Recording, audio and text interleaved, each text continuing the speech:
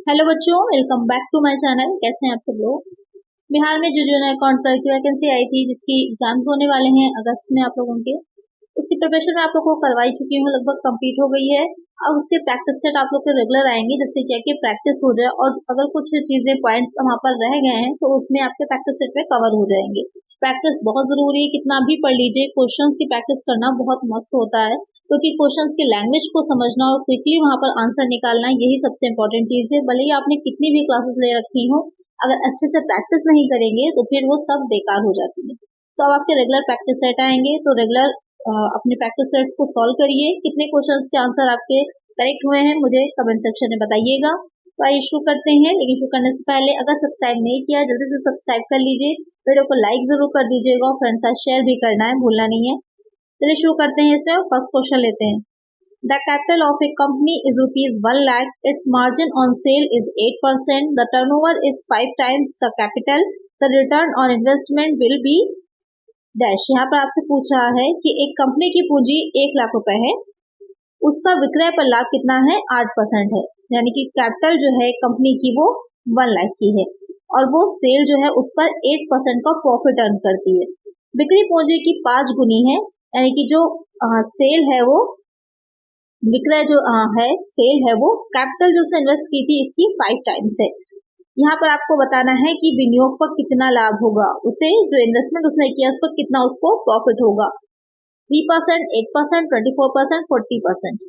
यहाँ पर ये न्यूमेरिकल क्वेश्चन है, इस तरह के क्वेश्चन भी आपके एग्जाम में पूछे जा सकते हैं। तो इसे निकालने के लिए हमें पता होना चाहिए कि विनियोग पर प्रत्यय यानी कि रिटर्न ऑन इन्वेस्टमेंट जो होता है उसका फॉर्मूला क्या होगा या वो कैसे निकाला जाता है। जैसा कि आप स्क्रीन पर देख रहे होंगे, इसका फॉर्मूला हो जाता है profit after tax upon owners equity into 100। यानी कि जो टैक्स के बाद प्रॉफिट हुआ है अपॉन में ओनर्स इक्विटी जो है उसको ले लेंगे, इंटू 100 कर लेंगे, आंसर आपका निकल आएगा। अब यहाँ पर क्वेश्चन में प्रॉफिट नहीं दे रखा, लेकिन यहाँ पर क्या बताया है, जो सेल है, जो उसकी सेल हो रही है, टर्नओवर जो उसका है वो 5 टाइम्स है उसकी कैपिटल की। तो यहाँ पर 1 लाख की आपकी क्या हो जाएगी, कैपिटल है, इसको इंटू 5 करिएगा तो कितना निकल आएगा, 5 लाख आ जाएगा। आपको पता चल गया सेल कितनी है। अब सेल में पता चल गई, सेल से हम क्या निकाल लेंगे, प्रॉफिट निकाल लेंगे। सेल का 8% करिएगा, 5 लाख का 8% निकालेंगे, कितना आ जाएगा, 40,000 आ जाएगा। 40,000 क्या हो जाएगी, हमारी प्रॉफिट हो जाएगी। अब हम अपने फॉर्मूले में उसे रख लेंगे, जो आपका कंपनी की पूंजी है ओनर्स इक्विटी हो जाएगी। यहाँ पर 40,000 अपॉन 1 लाख इंटू 100 हो जाएगा। सॉल्व करिए, कितना आ जाएगा, 40% निकल आएगा। वैसे ये देखने में बहुत आसान है, लेकिन अगर आपको स्टेप बाय स्टेप नहीं पता है और उसका फॉर्मूला आपको सही से नहीं याद है तो वहां पर आप इसको नहीं सॉल्व कर पाएंगे। तो यहाँ पर करेक्ट आंसर हो जाएगा ऑप्शन डी हो जाएगा। तो इसको बहुत अच्छे से समझ लिया करिए, जो क्वेश्चन होते हैं उनको बहुत अच्छे से समझा करिए कि कैसे उसे हमें निकालना है। यहाँ पर करेक्ट आंसर है ऑप्शन डी। फिर नेक्स्ट क्वेश्चन लेते हैं। The pay back period refers to, वापसी अदायगी अवधि बताती है। पे बैक पीरियड क्या होता है, यहाँ पर आपसे ये पूछ रहा है। इसके बारे में आपने फाइनेंशियल में पढ़ा होगा, फाइनेंशियल मैनेजमेंट में इससे क्वेश्चन काफी बनते हैं, IRR से या फिर जो पे बैक पीरियड होता है। The number of years a project takes to recover its investment original cost, उन वर्षों की अवधि जिससे एक परियोजना में निवेशित राशि प्राप्त की जाती है। The number of installment to make payment, भुगतान करने के लिए किस्तों की संख्या। The time lag between investment and commissioning of the project, परियोजना में निवेश करने व प्रारंभ करने के बीच की अवधि। The time required to attain break even point, सविच्छेद बिंदु प्राप्त करने की अवधि। तो यहाँ पर आपसे पूछा है जो पे बैक, तो पहले तो नाम से ही क्लियर हो रहा है, उसकी वापसी अदायगी, यानी कि जितना भी हमने इन्वेस्टमेंट किया होगा वो वापस हमें जो मिल रहा है उसकी वापस किस तरह से वो आ रहा है, वो उसकी अवधि क्या, उसकी टाइम पीरियड क्या है, ये क्वेश्चन आपसे पूछ रहा है। तो यहाँ पर क्या होता है, इसका मतलब उन वर्षों की अवधि जिससे एक परियोजना में निवेशित राशि प्राप्त की जाती है। यानी जब भी हम इन्वेस्टमेंट करते हैं, कोई भी बिजनेस आप इंडिया में शुरू करेंगे, आपको कुछ ना कुछ तो उसमें इन्वेस्ट करना ही पड़ता है। तो जो आप इन्वेस्टमेंट उसमें कर रहे हैं, तो आपकी ये तो उम्मीद होती है ना कि आने वाले टाइम में वो हमको कितनी जल्द से जल्द वापस उतना पैसा मिल जाए, जितना हमने इन्वेस्टमेंट किया था। उसके बाद जो बचेगा वो आपका प्रॉफिट होता रहता है। तो यहाँ पर यही चीज है कि जो पेबैक पीरियड होता है वो बताता है कि उन वर्षों की अवधि, the number of years a project takes to recover its investment cost, correct answer हो जाएगा ऑप्शन ए। नेक्स्ट क्वेश्चन है, which of the following are considered gilt edge securities, निम्नलिखित में से किन्हें उत्कृष्ट प्रतिभूतियां कहा जाता है? इंडस्ट्रियल सिक्योरिटीज को, अधिक प्रतिभूतियों को, government and semi government securities को, सरकारी और अर्ध सरकारी प्रतिभूतियों को, शेयर ऋण डिबेंचर्स को, अंशों ऋण पत्र को, कंपनी डिबेंचर्स को, कंपनी के ऋण पत्र को। तो यहाँ पर गिल्ड एज सिक्योरिटीज या फिर उत्कृष्ट प्रतिभूतियां किसे कहा जाता है? तो वो हो जाती हैं जो आपकी गवर्नमेंट सिक्योरिटीज या फिर सेमी गवर्नमेंट सिक्योरिटीज होती हैं, सरकारी और सरकारी जो प्रतिभूतियां होती हैं उनको कहा जाता है गिल्ड एज सिक्योरिटीज। तो इसको ध्यान में रखिए, काफी अच्छा क्वेश्चन है। चलिए नेक्स्ट क्वेश्चन लेते हैं। मैच लिस्ट 1 विद लिस्ट 2, सूची 1 का सूची 2 से सही मिलान कीजिए। यहाँ पर आपके एक साइड जो है लिस्ट 1 दे रखी है, दूसरी साइड लिस्ट 2 दे रखी है, आपको दोनों को आपस में मैच करना है। तो interbank call market, commercial bills, commercial papers, treasury bills. तो यहाँ पर money market, promissory note, short term maturity या फिर गवर्नमेंट पेपर्स, तो आपस में इसको आपको मैच करना है। तो जो इंटरबैंक कॉल मार्केट होती है, यानी कि जो बैंक आपस में ही, जब किसी एक बैंक में धनराशि की या मनी की कमी हो जाती है, लिक्विडिटी कम हो जाती है, तो उसको पूरा करने के लिए जो बैंक होते हैं वो शॉर्ट टर्म क्या करते हैं, लोन लेते हैं, शॉर्ट टर्म मनी लेते हैं। तो ये वाला ए जो है वो आपका किससे कनेक्ट हो जाएगा? तो ए किससे कनेक्ट हो जाएगा? ए कनेक्ट हो जाएगा थर्ड वाले पॉइंट से। उसके बाद जो दूसरा पॉइंट है कॉमर्शियल बिल्स जो होते हैं, कॉमर्शियल बिल्स किसमें जाएंगे? ये आ जाते हैं मनी मार्केट में। फिर आ जाता है कॉमर्शियल पेपर्स, वाणिज्यिक पत्र। कॉमर्शियल पेपर्स जो होते हैं वो किस में जाएंगे? कॉमर्शियल पेपर्स जो होते हैं वो आपके हो जाते हैं प्रॉमिसरी नोट की तरह, वचन पत्र की तरह, प्रतिज्ञा पत्र भी कह सकते हैं इसे हम। तो ये सेकंड पॉइंट बनेगा आपका। और ट्रेजरी बिल किस में आ जाएंगे? सरकारी हुंडी, यहाँ पर आ जाए गवर्नमेंट पेपर्स होते हैं। अब देख लीजिए नीचे किससे मैच कर रहा है। एक का थर्ड पॉइंट था, तो ये बी वाला पॉइंट है, कोई कंफ्यूजन है ही नहीं। एक अगर आपको एक भी पता है इसमें तो आप बाकी सारे निकाल लेंगे, क्योंकि यहाँ पर कभी कभी ऐसा क्वेश्चन बन जाता है कि आपको एक भी पॉइंट पता होते हैं तो बाकी तीनों अपने आप निकल आते हैं। यहाँ पर अगर कोई और भी एक आध तीसरा पॉइंट ही बता देता तो थोड़ा कंफ्यूजन होती, लेकिन ऐसा कुछ है नहीं, तो बहुत इजी निकल आएगा। एक आंसर हो जाएगा ऑप्शन बी। नेक्स्ट क्वेश्चन है,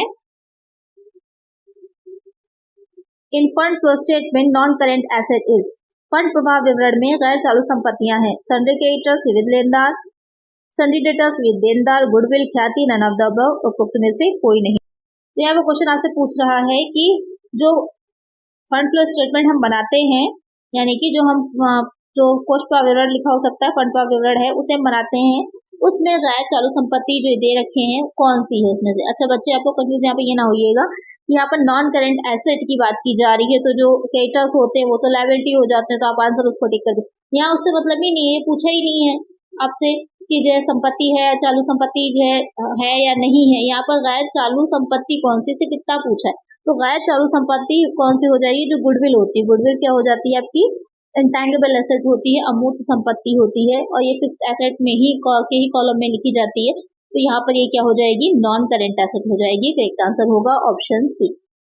नेक्स्ट क्वेश्चन है, which of the following items will result in flow of funds, निम्नलिखित में से किसे मत के परिणाम स्वरूप वित्तीय संसाधन का प्रभाव होगा? Credit sale of the building, भवन का उधार विक्रय, issue of bonus shares, bonus अंशों का निर्गमन, गुडविल रिटर्न ऑफ, अवलिखित ख्याति, transfer of profit to general reserve, सामान्य संचय के लाभ का हस्तांतरण। यहाँ पर क्या क्वेश्चन कह रहा है कि जो किस मत के परिणाम स्वरूप वित्तीय संसाधन का प्रवाह होगा, यानी कि फ्लो ऑफ फंड, जो कोष प्रवाह होता है, कौन सा यहाँ पर ऐसा मतलब पॉइंट होगा जिससे कि कोष का प्रवाह होगा। तो यहाँ पर जो ए पॉइंट कह रहा है credit sale of the building, यानी कि जो बिल्डिंग को अगर आप क्रेडिट में सेल कर रहे हैं तो वहां पर आपको कैश में नहीं कुछ मिला, यहाँ पर आपको क्रेडिट में आपने सेल किया, तो उससे क्या होगा? आपके जो क्रेडिटर्स होते हैं, जो क्रेडिटर होंगे वो बढ़ जाएंगे। दूसरा पॉइंट में issue of bonus shares, issue कर रहे हैं अगर आप बोनस शेयर्स को, तो वहां पर बोनस अंशों का निर्माण करने पर कोई भी ना आउटफ्लो होगा ना इनफ्लो होगा। गुडविल रिटर्न ऑफ कर रहे हैं तो वहां पर भी नहीं। ट्रांसफर टू प्रॉफिट, अगर आप प्रॉफिट को जनरल में ट्रांसफर किए दे रहे हैं तो भी नहीं। जो आप क्रेडिट सेल करेंगे तो वहां पर क्या होगा? क्रेडिटर्स बढ़ते हैं। जब क्रेडिटर्स वहां पर बढ़ेंगे तो उससे आप जो निकालते हैं हम लोग चेंज इन वर्किंग कैपिटल, तो वहां पर उसका इफेक्ट पड़ेगा। तो यहाँ पर करेक्ट आंसर क्या हो जाएगा? ऑप्शन ए हो जाएगा। तो नेक्स्ट क्वेश्चन है, which of the following transaction will result into flow of funds, इनमें से कौन सा लेन देन कोष प्रवाह में परिगत होगा? कैश कलेक्टेड फ्रॉम डेटर्स, देनदारों से एकत्रित रोकड़, raising of short term debtors, अल्पकालीन ऋणों की उत्पत्ति, conversion of debentures into shares, परिपत्रों का अंशों में रूपांतरण, issue of shares for cash, रोकड़ हेतु अंशों का निर्गमन। तो यहाँ पर फंड फ्लो कब माना जाएगा या कौन सा ट्रांजैक्शन ऐसे होगा जिससे कि फंड फ्लो होगा, ये क्वेश्चन पूछ रहा है आपसे। तो अगर यहाँ पर जो कैश कलेक्ट कर रहे हैं डेटर्स से, दोनों ही क्या है, करंट एसेट है। चाहे हम कैश की बात करें या हम डेटर की बात करें, दोनों क्या है, करंट एसेट हो जाती है। तो अगर हमें कलेक्ट हो गया डेटर से वो कैश, तो डेटर के कॉलम में कम हो गया और इधर के कॉलम में बढ़ गया। सपोज कर लिए 20,000 का अगर कैश हमें कलेक्ट हो गया तो डेटर 20,000 से कम हो गए, कैश में जाके बढ़ गए। ओवरऑल जो करंट एसेट है उसमें कोई भी चेंज नहीं हुआ। दूसरा पॉइंट क्या है, अल्पकालीन ऋणों की उत्पत्ति हो रही है। अगर शॉर्ट टर्म डेटर्स जो होते हैं रेज हो रहे हैं तो उस पर वहां पर भी आपका इफेक्ट नहीं पड़ेगा। Conversion of debenture into share, अगर आपने कन्वर्जन कर दिया डिबेंचर्स को शेयर में तब भी नहीं पड़ेगा। जो डी पॉइंट कह रहा है कि अगर आपने शेयर्स को इशू किया कैश के बदले में, तो वहां पर क्या हो रहा है, issue of shares for cash, cash के लिए आपने शेयर्स को इशू किया है तो उतनी अमाउंट में आपकी कैश आएगी। इस वजह से क्या हो जाता है, यहाँ पर फंड का फ्लो होगा। तो करेक्ट आंसर हो जाएगा ऑप्शन डी। नेक्स्ट क्वेश्चन है कैश इक्विवेलेंट मींस, रोकड़ तुल्य से आशय है cash bank, cash at bank, cash and bank, highly liquid investment, अत्यधिक तरल विनियोग। तो यहाँ पर क्वेश्चन आपसे क्या पूछ रहा था कि कैश इक्विवेलेंट मींस यानी कि रोकड़ तुल्य किसे हम मानते हैं। यहाँ पर रोकड़ की बात नहीं की जा रही, रोकड़ के तुल्य, रोकड़ की जिससे हम फौरन ही रोकड़ में कैश में चेंज कर सके उसकी बात की जा रही। बहुत सिंपल सा है, कौन सा इसका करेक्ट आंसर होगा आप लोग मुझे इसका आंसर कमेंट करिएगा। चलिए नेक्स्ट क्वेश्चन लेते हैं। The study of the effects of output volume on revenue expenses and net income is known as, निर्गत मात्रा का राजस्व व्यय तथा शुद्ध आय पर प्रभाव का अध्ययन कहलाता है। Busting, cash flow, cost volume profit analysis. तो यहाँ पर क्वेश्चन क्या कह रहा है कि जो निर्गत मात्रा का यानी कि जो भी आउटपुट है, जो आउटपुट वॉल्यूम है उसका रेवेन्यू एक्सपेंसेस और नेट इनकम जो है उस पर क्या इफेक्ट पड़ता है, उसको निकालने के लिए या उसको जानने के लिए जिसका यूज किया जाता है वो मेथड क्या कहलाता है, ये क्वेश्चन कह रहा है। वो मेथड कहलाता है कॉस्ट वॉल्यूम प्रॉफिट एनालिसिस, लागत लाभ मात्रा का विश्लेषण। एक आंसर हो जाएगा ऑप्शन डी। फिर नेक्स्ट क्वेश्चन है if fixed cost ₹2,50,000, variable cost 10 per unit, selling price 15 per unit and output level 75,000 unit using marginal costing technique, the profit earned would be। अगर स्थायी लागत कितनी है 2,50,000, परिवर्तनशील लागत है 10 रुपए, विक्रय मूल्य 15 रुपए है, इकाई तथा उत्पादन स्तर 75,000 है, तो आपको सीमांत लागत तकनीक के अनुसार अर्जित लाभ होगा। कितना प्रॉफिट होगा आपको ये बताना। देखने में क्वेश्चन थोड़ा सा डिफिकल्ट लगता है लेकिन बहुत इजी होते हैं, ज्यादा कुछ इसमें करना नहीं होता है। इसको निकालने के लिए सबसे पहले तो इन सब चीजों को अलग से लिख लीजिए, जैसे कि आप स्क्रीन पर देख रहे होंगे। फिक्स्ड कॉस्ट 2,50,000 की जो भी हमें गिवन है वो सब हम नोट कर लेंगे। अब हमें क्या निकालना है, प्रॉफिट निकालना है। तो सबसे पहले इसके लिए हमें सेलिंग प्राइस जो दे रखा है उससे टोटल हम निकाल लेंगे सेल्स कितनी आई थी। सेलिंग प्राइस यहाँ पर हमारा 15 पर यूनिट दे रखा है, आउटपुट हमको पता है 75,000 का, मल्टीप्लाई कर दीजिए, कितना आ जाएगा 11,25,000 आ जाएगा। उसके बाद क्या करना है, उसमें से हम लेस कर देंगे फिक्स्ड कॉस्ट को, लेस कर देंगे फिक्स्ड कॉस्ट को, तो कितना आएगा 2,50,000 की जो आपके क्वेश्चन में ऑलरेडी गिवन है उसको हम लेस करेंगे, आएगा 8,75,000, 8,75,000। अब यहाँ पर हमको गिवन थी परिवर्तनशील लागत यानी कि हमें पता है वेरिएबल कॉस्ट और हमको आउटपुट पता है, मल्टीप्लाई कर दीजिए, कितना आ जाएगा 7,50,000 का, लेस करेंगे कितना बच जाएगा 1,25,000, वही हो जाएगा हमारा प्रॉफिट। बस आपको ये पता होना चाहिए था कि सेल में से हम क्या लेस करते हैं, सबसे पहले हम फिक्स्ड कॉस्ट घटाएंगे, वेरिएबल घटाएंगे, उसके बाद जो बचेगा वो प्रॉफिट होगा। क्यों, क्योंकि सेल्स जो मिलकर बनती है वो किन चीजों से मिलकर बनती है, फिक्स्ड कॉस्ट से, वेरिएबल कॉस्ट से, उसमें प्रॉफिट ऐड कर देते हैं तो हमारी सेल निकल आती है। बस इतना सा करना था, लेकिन देख के क्वेश्चन थोड़ा सा आप लोग कंफ्यूज हो जाएंगे, बहुत भारी भरकम कुछ नया नहीं पूछा गया था, बहुत सिंपल सी चीजें थी। करेक्ट आंसर क्या हो जाएगा, ऑप्शन बी हो जाएगा। चलिए नेक्स्ट क्वेश्चन लेते हैं। The more accurate guide to liquidity of a firm is provided by, किसी फर्म की तरलता का अधिक सही निर्देश प्रदान करता है। The current ratio, quick ratio, the inventory turnover ratio, the receivables turnover ratio, चालू अनुपात, त्वरित अनुपात, रहती आवर्तन अनुपात, प्राप्य आवर्तन अनुपात। यहाँ पे कह रहा है कि किसी फर्म में लिक्विडिटी कितनी, तरलता कितनी है। तरलता या लिक्विडिटी का मतलब होता है कि उसके जो लोन्स हैं, जो उसने लायबिलिटीज ले रखी हैं, उनको रिपे करने की, उनको चुकाने की कितनी उसके पास क्षमता है, कितना उसके पास इस तरह से कह सकते हैं कैश में चीजें हैं, कैश में या कैश इक्विवेलेंट चीजें हैं कि वो इजिली अपने जो भी लोन्स है उनको रिपे कर सके। उसी को कहते हैं लिक्विडिटी उस फर्म की। यहाँ पर उससे किस अनुपात से, किस रेशियो से हमें ये चीज अच्छे से पता चलती है। तो यहाँ पर जो सबसे अच्छा माना जाता है उसे माना जाता है क्विक रेशियो को, त्वरित अनुपात को। तो एक आंसर हो जाएगा ऑप्शन बी। जो क्विक रेशियो होता है वो आपकी liquid asset upon current liability से निकलता है। कभी कभी इसको यहाँ पर आगे liquid asset upon liquid liability भी लिया जाता है, इस तरह से भी कभी कभी लिया जाता है। और इसको आइडियल कब माना जाएगा? इसको आइडियल माना जाता है जब ये 1:1 होता है। तो यहाँ पर एक आंसर है ऑप्शन बी। चलिए नेक्स्ट क्वेश्चन है, match the items of a company given in list A with the classification given in list B and check your answer with the answer codes. यहाँ पर आपको दो लिस्ट दे रखी हैं, आपको क्या करना है, एक लिस्ट को दूसरे से मैच करना है। क्या क्या चीजें दे रखी हैं? प्रिलिमिनरी एक्सपेंसेस हैं, प्रारंभिक व्यय है, अनक्लेम डिविडेंड है, ऐच्छिक लाभांश है, बेसिस लेवल्स है, प्राप्य पत्र, लाइव स्टॉक, पशुधन। यहाँ पर मिसलेनियस एक्सपेंडिचर में कौन सी चीज आएगी, लोन्स एंड एडवांसेस कौन से हैं, करंट लायबिलिटी कौन सी, फिक्स्ड एसेट। बहुत ही सिंपल सा इजी सा क्वेश्चन है, बस आपको सही सही मैच करना होता है। तो प्रिलिमिनरी एक्सपेंसेस किस में जाते हैं?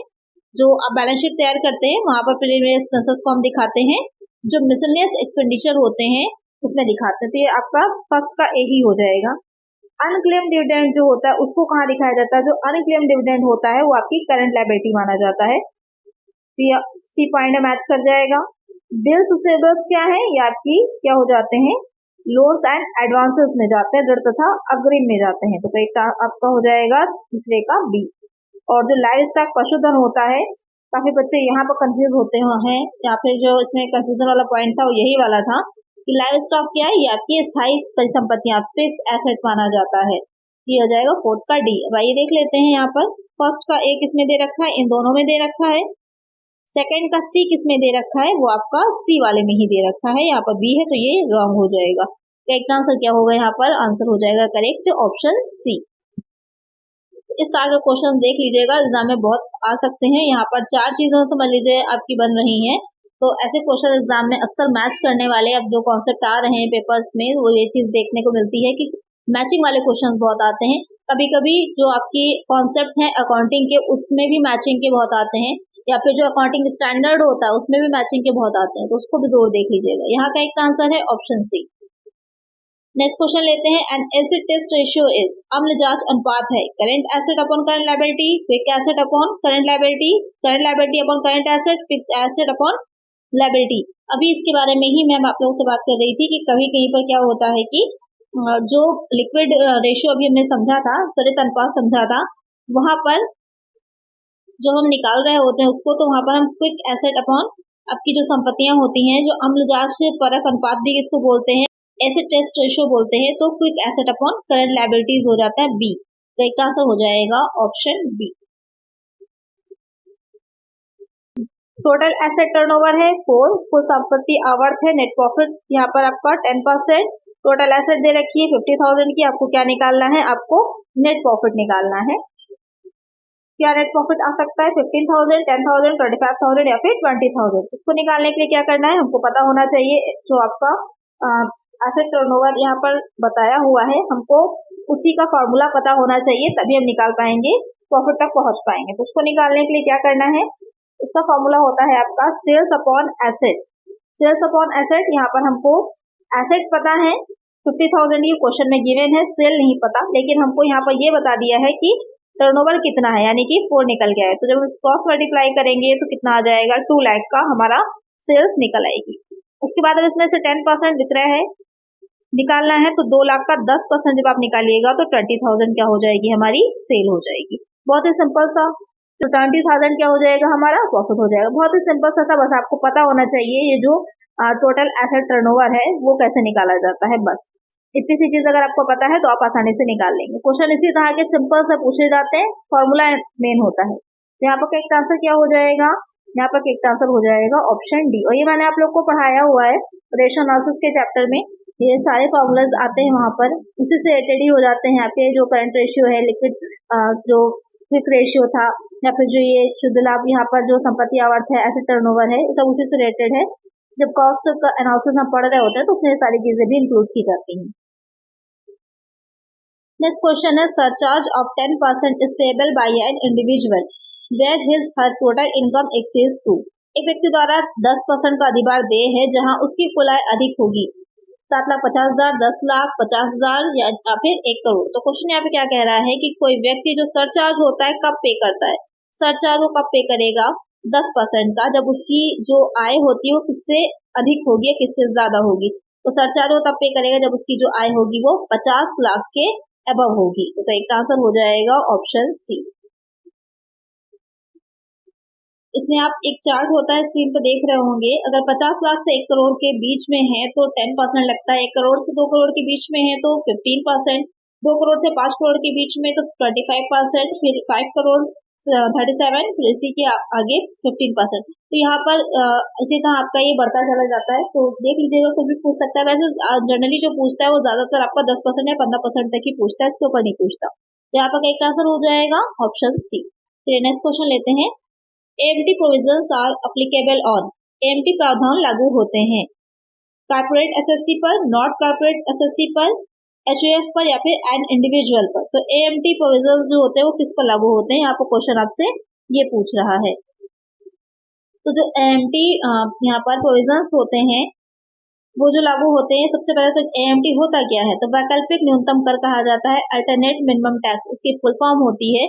और जो लगते हैं नॉन कॉर्पोरेट एसएससी पर लगते हैं, गैर कॉर्पोरेट कर निर्धारित पर इसको लगाया जाता है। तो एक आंसर हो जाएगा ऑप्शन बी। तो नेक्स्ट क्वेश्चन है, as per the rules pertaining to Income Tax Act, any asset which is acquired during the previous year and has been put to use for 15 days will be allowed to deduct depreciation as। आयकर अधिनियम से संबंधित नियमों के अनुसार कोई भी संपत्ति जो पिछले वर्ष के दौरान प्राप्त की गई है और 50 दिन उपयोग के लिए रखी गई है कि मूल्य ह्रास में डैश की कटौती की अनुमति दी जाएगी। यहाँ पर क्वेश्चन आपसे क्या कह रहा है कि 50 दिन के उपयोग के लिए रखी गई है, यानी कि जो एसेट थी कोई उसको परचेज किया गया था किसी प्रीवियस ईयर जो है उसके दौरान, उसके ड्यूरिंग में, और 15 डेज के उपयोग के लिए उसको रखा गया था। तो उसमें जो डिप्रिसिएशन की कटौती होगी, कितने परसेंट का डिप्रिसिएशन उस पर दिया जाएगा, क्वेश्चन यहाँ पे ये पूछ रहा है। तो यहाँ पर एक चीज का ध्यान में रखिएगा कि जब प्रीवियस ईयर में कोई भी एसेट इस तरह की है जो 15 डेज के उपयोग के लिए रखी गई है, तो उसमें वहां पर जो उसमें डिप्रिसिएशन लगाया जाता है उसका 50% ही लगेगा। क्यों? क्योंकि 180 की लिमिट होती है, यानी 180 दिन कम से कम उस एसेट को यूज किया होना चाहिए, तभी उसे फुल परसेंटेज पर डिप्रिसिएशन की कटौती दी जाती है, अदरवाइज उसको हाफ ही मिलेगी। तो यहाँ पर कितने परसेंट की कटौती मिलेगी, तो यहाँ पर सामान्य मूल्य ह्रास का 50% होगा, यानी कि अगर उसे उस एसेट पर 20% की मिल रही थी तो सिर्फ 10% की ही यहाँ पर डिडक्ट किया जाएगा डिप्रिसिएशन, पूरा 100% नहीं होगा। तो करेक्ट आंसर क्या होगा, ऑप्शन डी। ध्यान में रखिएगा, थोड़ा सा डीपली क्वेश्चन पूछा गया है, लेकिन अगर आपको डिप्रिसिएशन कैसे चार्ज किया जाता है ये पता है तो ये आपके लिए बहुत ईजी है। फिर नेक्स्ट क्वेश्चन है, Which among the following are necessary document to file income tax return for an employed person in India? Bharatvarsh में नियोजित एक व्यक्ति के लिए आयकर विवरण प्रस्तुत करने हेतु निम्नलिखित में से कौन सा दस्तावेज आवश्यक, यानी कि जब इनकम टैक्स इंडिया में पे किया जा रहा है तो वहां पर कौन सा इंपॉर्टेंट डॉक्यूमेंट है जो होना आपके लिए जरूरी है। Aadhaar card, PAN card, form number 16 issue by employer. यहाँ पर 3 ये पॉइंट दे रखे हैं, यहाँ पर हो सकता है कोई एक हो, 2 हो या तीनों ही हो सकते हैं। देखते हैं कौन सा इसमें करेक्ट हो जाएगा। क्या जरूरी होता है यहाँ पर एक एसएससी के लिए, तो आधार कार्ड नेसेसरी नहीं है इतना ज्यादा। क्या इंपॉर्टेंट है, पैन कार्ड बहुत इंपॉर्टेंट होता है, परमानेंट अकाउंट नंबर, इसके बिना जो होता है कोई भी व्यक्ति पैन कार्ड के बिना टैक्स पे नहीं कर पाएगा।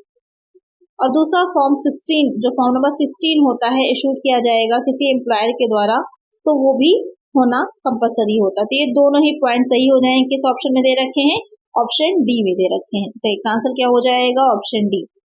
चलिए नेक्स्ट क्वेश्चन है, Which of the following income is not taxable as per Income Tax Act? आयकर अधिनियम के अनुसार निम्नलिखित में से कौन सी आय कर योग्य नहीं है।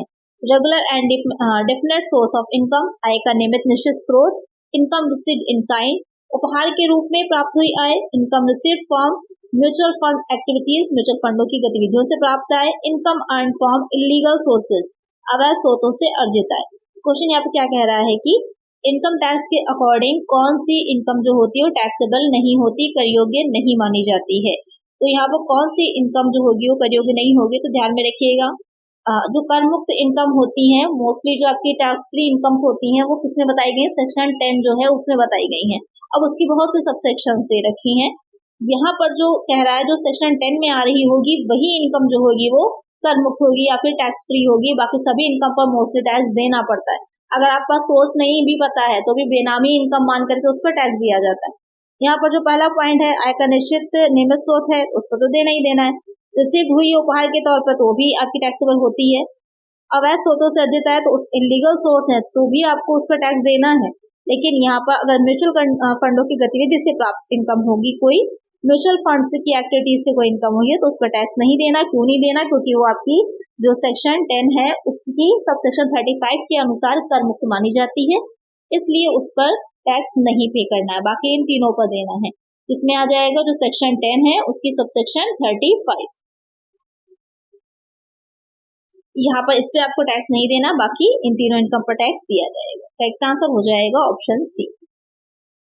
नेक्स्ट क्वेश्चन है एग्रीकल्चर इनकम इंक्लूड्स कृषि आय में सम्मिलित है। Income from sale of crop, फसल की बिक्री से आए।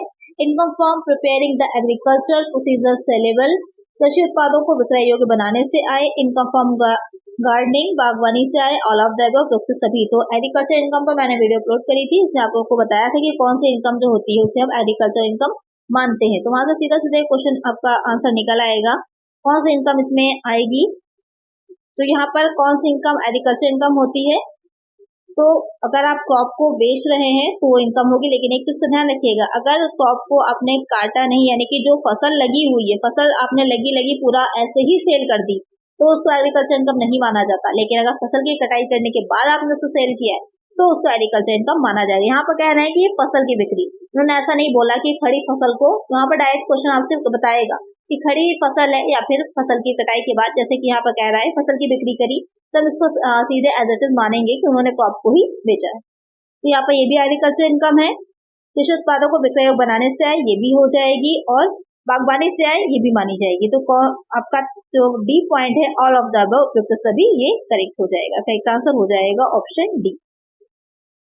नेक्स्ट क्वेश्चन है an ordinary resident is who follows, एक साधारणता निवासी वह है जो पालन करता है बोथ बेसिस एडिशनल कंडीशंस, बुनियादी और अतिरिक्त शर्तों का। ओनली बेसिक कंडीशन, केवल बुनियादी शर्तों का। ओनली एडिशनल कंडीशन, केवल अतिरिक्त शर्तों का। नन ऑफ दिस, इनमें से कोई नहीं। तो अगर एक साधारण रेजिडेंट होता है तो इसमें मैंने आप लोग को बताया ही था, बेसिक कंडीशन 2 होती हैं और एडिशनल कंडीशन 2 होती हैं। तो किसी व्यक्ति को साधारण निवासी होने के लिए बुनियादी जो बेसिक और एडिशनल कंडीशन है दोनों को पूरा करना जरूरी होता है, तभी उसको माना जाता है साधारण निवासी। तो करेक्ट आंसर यहाँ पर सीधे सीधे ऑप्शन ए हो जाएगा। तो आज की वीडियो में इतना ही। आई होप वीडियो अच्छी लगी होगी, क्वेश्चन समझ में आए होंगे। इसी तरह आपकी और भी वीडियोस आती रहेंगी। इसके लिए चैनल को सब्सक्राइब जरूर से कर लीजिएगा, वीडियो को लाइक कर दीजिएगा। जो कुछ नहीं समझ में आया हो तो मुझे कमेंट कर दीजिएगा। नेक्स्ट वीडियो में मिलेंगे कुछ और नए क्वेश्चंस के साथ। Thank you.